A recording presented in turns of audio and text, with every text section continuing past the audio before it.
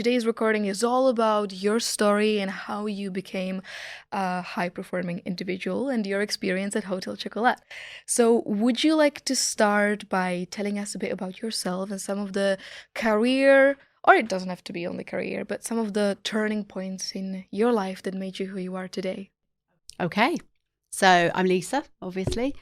I've got a number of roles in my life. So I am UK MD for Direct to Consumer for Hotel Chocolat and Group CMO. That takes up most of my time. I'm also a non-exec director for a business, and I'm co-founder of a beauty business. But my most important role actually is I'm mum to 4 amazing kids and wife to Chris. So that's part of my life that's really important. And actually, it's my support crew that makes me successful in what I do in my work life. I've had, so many opportunities. I've been so lucky. I've always had a mindset of you're here once, make the most of it. How wrong can things go? Give it a go.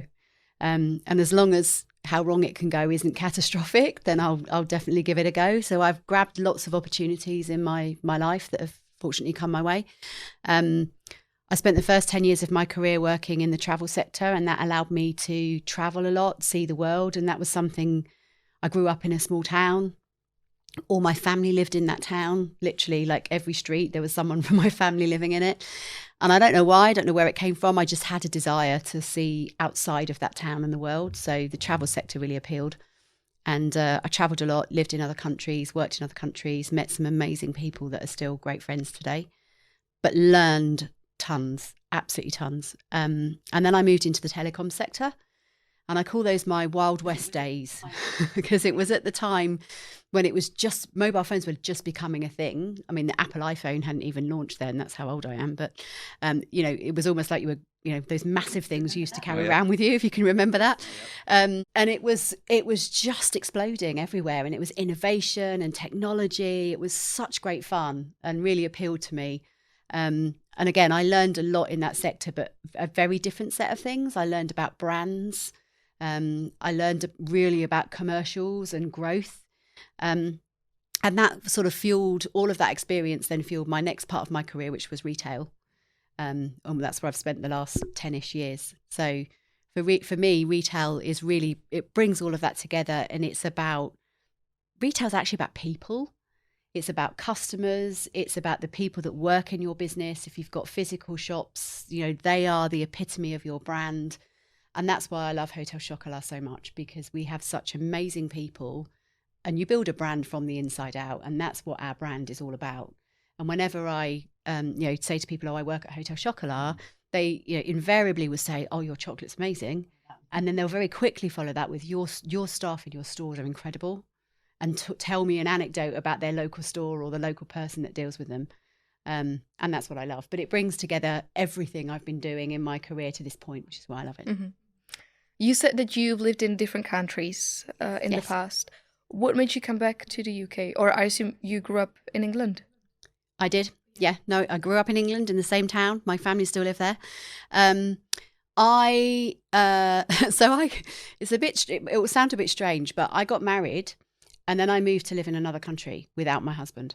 Oh. So my family thought I was slightly mad. I bet your husband Chris probably thought you were a bit mad.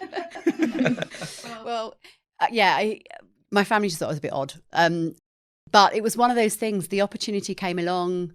At that time, my husband was working on a role that was away a lot, so it kind of didn't really matter where I lived.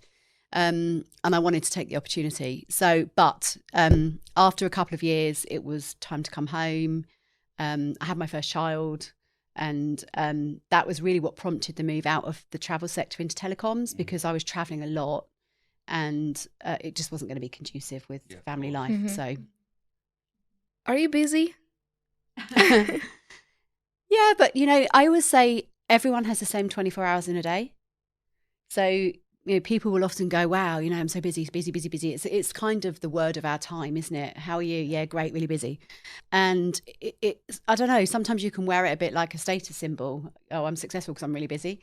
But I look at people and I go, Barack Obama, He just has 24 hours in a day, right? Yeah. Bill Gates, he just has 24 hours in a day.